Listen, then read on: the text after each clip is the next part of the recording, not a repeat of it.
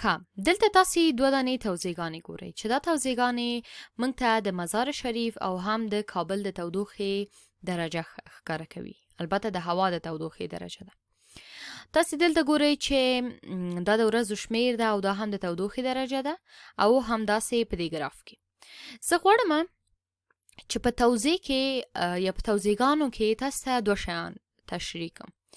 یو میانه سنټر هم ورته وایي، صحیح ده، او دویم چې دا رنج یا د تحول ساحه ده. تحول ساحه یا رنج ده. ښه، اوس غواړو وګورو چې د کم یو میانه زیاته ده او د کم یو تحول ساحه زیاته ده. اول به هر یو تعریف کو. ګورئ کله چې موږ 15 دانې یا هم تاقې یا 3 دانې یا مثلا 9 دانې اکثرا تاقې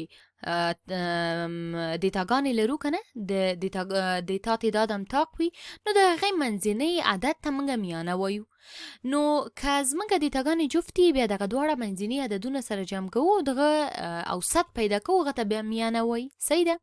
نو دا سوه میانه. لکه څرنګه چې دغلته زه غواړم دغه توضیح میانه پیدا کم.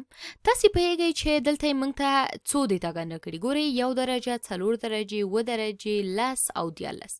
دا د دوی په منځ کې دغه میانه چې ده تقریبا مثبت 7 ته نږدې ده. صحیح ده؟ یا هم مثبت 7 موږ ورته ویلی سو. صحیح ده؟ 7 ده. میانه د مثلا د مزار شریف د تودوخې درجې د دیتا 7 درجې ده. اوس د کابل ته تاسې راسئ. فرض وکړئ چې دا د دې میانه چې دا تقریبا -3 یا -2 ته نږدې ده. صحیح ده؟ -3 یا -2 ته نږدې ده. نو اوس تاسې پوهیږئ چې مزار شریف چې دی، صحیح ده، تر ټولو لویه، تر ټولو زیاته میانه لري، ځکه چې میانه د دې څو وه یا هم 7 ته نږدې وه او دا هم -2 یا -3 ته، دا یو منفي عدد. صحیح ده؟ نو میانه تاسې وپېژنده.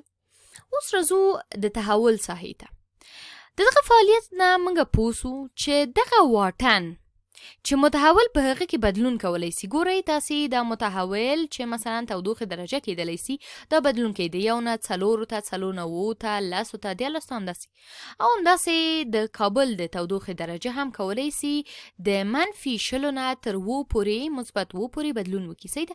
دا هغه ساحه ده چې پکې متحول بدلون کوي او امکانات د دې څه چې دغه متحول دلته که نه چې په حالت د تغییر کې ده، چې تودوخې درجه ده، چې امکانات سته ده چې په دغه ساحه کې بدلون وکړي. لکه دغه ساحه ګورئ، د دغه درجې نه تر دغه ځایه پورې. دغه ټول چې ده دې ته رنج یا د تحول ساحه وایي، چې دا څومره ساحه په بر کې نیسي. صحیح ده؟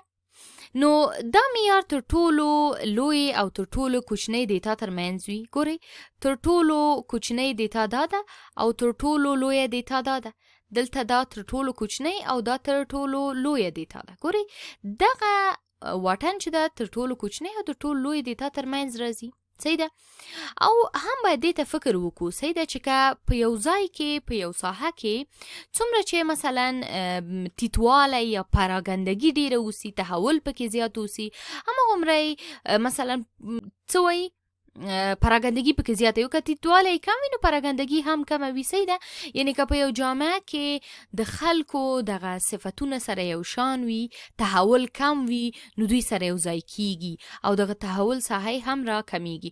نو اوس تاسې وګورئ کوم یو د دیو څخه زیاته یا لویه د تحول ساحه لري. بالکل د کابل د تودوخې د درجې دیتا د تر ټولو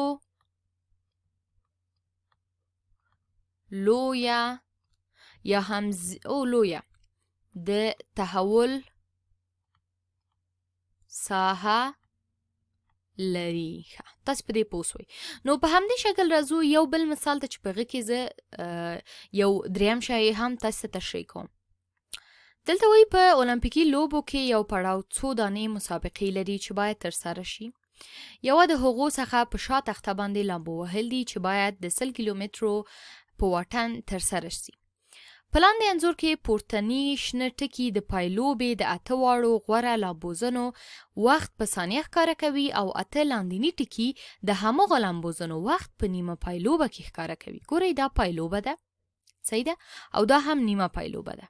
موږ غواړو د دغو ټکو ترمنځ هر یوې موږ ته دغه ټولې موږ ته ډیټاګانې ښیي. د دوی په منځ کې میانه، صحیح ده، رنج او یو بل شی پیدا کو چې هغه به تاسې ته نوی وي، هغه انحراف ده، هغه به پکې پیدا کو، یا د پراګندګي اندازه ده چې څونه ټیټوالی په دې کې موجود ده. ښه، دلته وګورئ چې موږ څو ډیټاګانې لرو په پایلوبه کې. دا هغه دقیقې دي، 1 2 3 اول دغه ټکي ګورو، 1 2 3 4 5 6 7 8. نو میانه موږ څنګه پیدا کوو؟ میانه هغه برخه د ډیټا ده چې دواړو خواته یې مساوي عددونه وي، صحیح ده. مثلا دغه ځای میانه راتللی سي. اوس دا تاسې وګورئ تقریبا دغه 50.1 یا 2 یا 3 کېدلی سي، صحیح ده، ځکه 4 ټکي دې خواته 4 ټکي دې خواته دي، صحیح ده.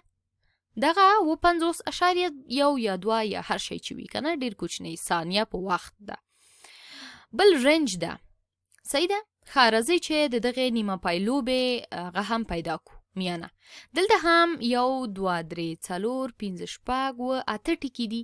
نو که زه دا د دغه ځای څخه بیل کوم، دا شاید 50.3 یا هم داسې یو بل عدد راسي، صحیح ده، ډیر کوچنی عدد. دا د دې میانه سوه. رنج یا د تحول ساحه، د تحول ساحه د پایلوبې تاسې وګورئ دغه ساحه ده. ګورئ چې پکې متحول بدلون کولی سي، صحیح ده، دغه ساحه ده. د 56 څخه تقریبا تر 58 پورې د پایلوبې، خو د نیمه پایلوبې چې ده دغه ساحه ده. اوس تاسې خپله وګورئ چې آیا د پایلوبې ساحه زیاته ده که نیمه پایلوبې؟ طبعا د پایلوبې چې ده رنج زیات ده، صحیح ده، ساحه زیاته ده.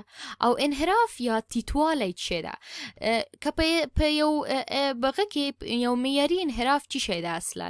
ګورئ که مثلا هر څومره دغه ارزښتونه یا ډیټاګانې د سیټ منځ ته نږدې وي، صحیح ده، د سیټ منځ ته نږدې وي، مثلا په دې ډول وي، صحیح ده، په دې ډول وي، او دا د سیټ منځ وي، د دې انحراف کم ده، صحیح ده. خو که موږ داسې یو هغه ولرو، ډیټاګانې ولرو په دې ډول سره چې دغه سیټ د منځ څخه ډېرې زیاتې لرې وي، ډېرې زیاتې ټیټې وي، پراګنده وي، نو د دوی په منځ کې څه ده، انحراف ډېر زیات ده، سمه ده. نو تاسې میانه د تحول څخه او انحراف زده کوئ.